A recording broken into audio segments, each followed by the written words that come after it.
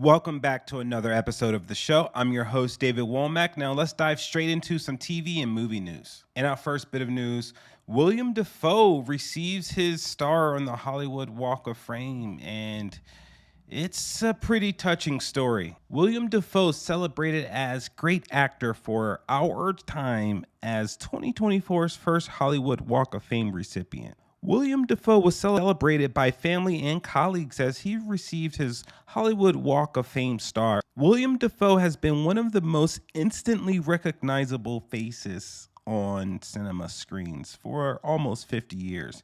And today, the Poor Things star became the first recipient of the Hollywood Walk of Fame star in 2024. This Hollywood Walk of Fame star for William DeFo is long overdue. This guy has been amazing for 50 years.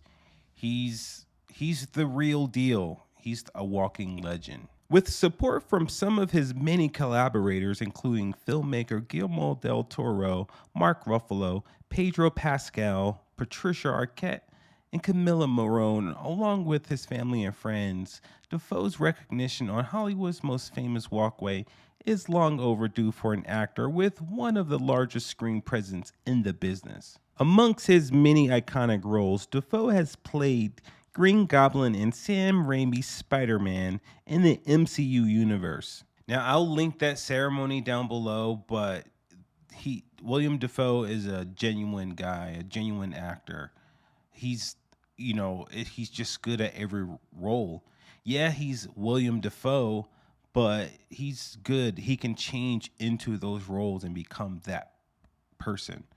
Whether it's a scientist or a crazy person, William DeFo could get the job done. In our next bit of news, so with Mickey Mouse going into public domain, there's been a lot of chatter about other high-profile characters are in public domain. So there's this interesting story about that. 10 characters you didn't know were in public domain, which is an interesting story. In the modern age of legal parameters and intense copyright restrictions, it's unsurprising that the vast majority of characters who grace our screens are ferociously protected by a web of intellectual property laws.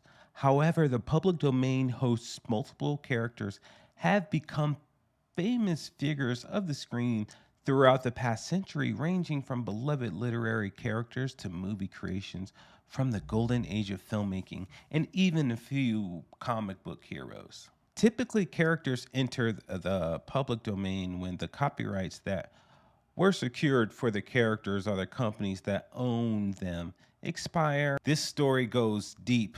You have characters like James Bond, John Carter from the John Carter series movies, which were really good. Characters like Zorro. Zorro is a huge franchise that went on for decades. The Phantom of the Opera, awesome content, and a lot of content in this particular story. Felix the Cat, the list goes on and on. Oswald, King Kong, and the most surprising one was Sherlock Holmes. Between King Kong and Sherlock Holmes being in the public domain, that should give you all some idea on what to film next. In our next bit of news, Golden Globes host Jo Koy, let's just say he didn't do a good job. Jo Koy received less than favorable reviews for hosting the 81st Golden Globe Awards, and he admits that some of his jokes fell flat on the night. Jo Koy took on the daunting task of hosting the 81st Golden Globe Awards, and after receiving mixed and scathing reviews for his debut hosting gig, the stand-up comedian is taking responsibility for certain jokes that may have fallen flat. I'd be lying if I said it doesn't hurt, Jo Koy says. He got into a lot of trouble, just being that edgy comedian that Jo Koy is.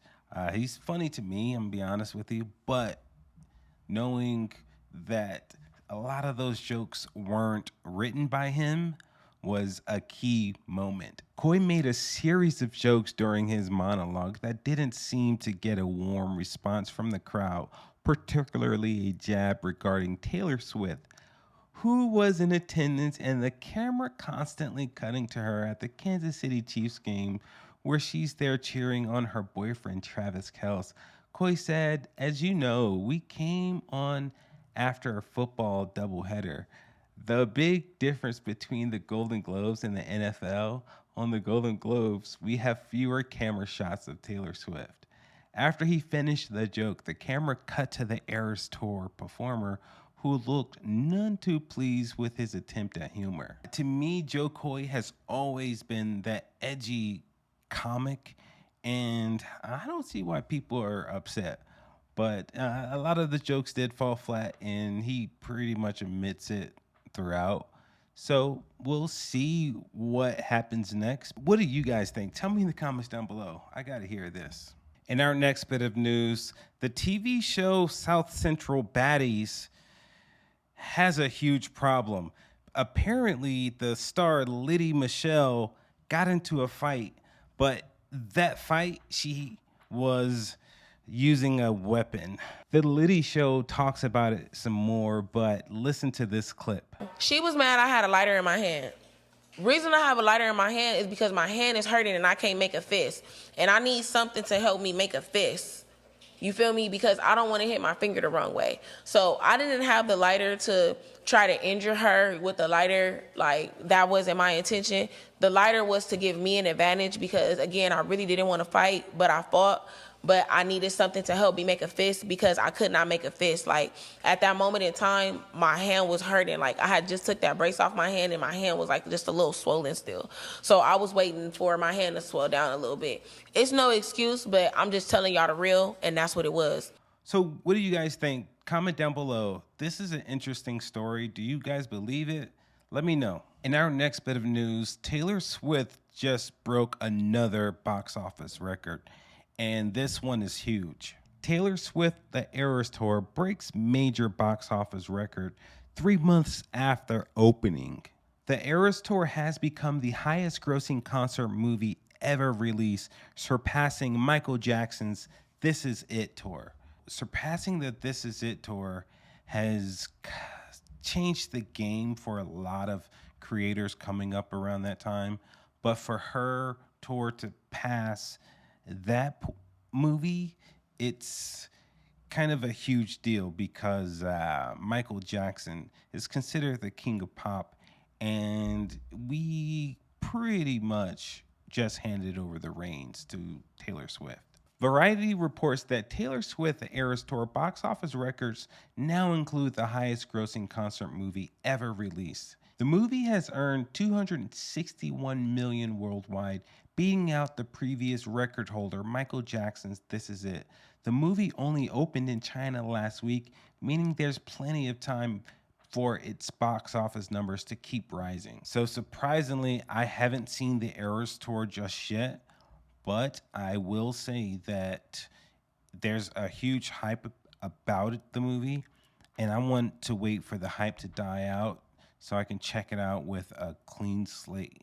Because if it's the greatest of all time, they have to prove it to me first. In our last bit of news, the latest update we got for the new live-action Zelda movie, it looks like it's coming from Sony. Sony Pictures will be co-producing Nintendo's The Legend of Zelda live-action film. Sony's big CES 2024 press conference delivered big if you're a fan of video game film adaptations.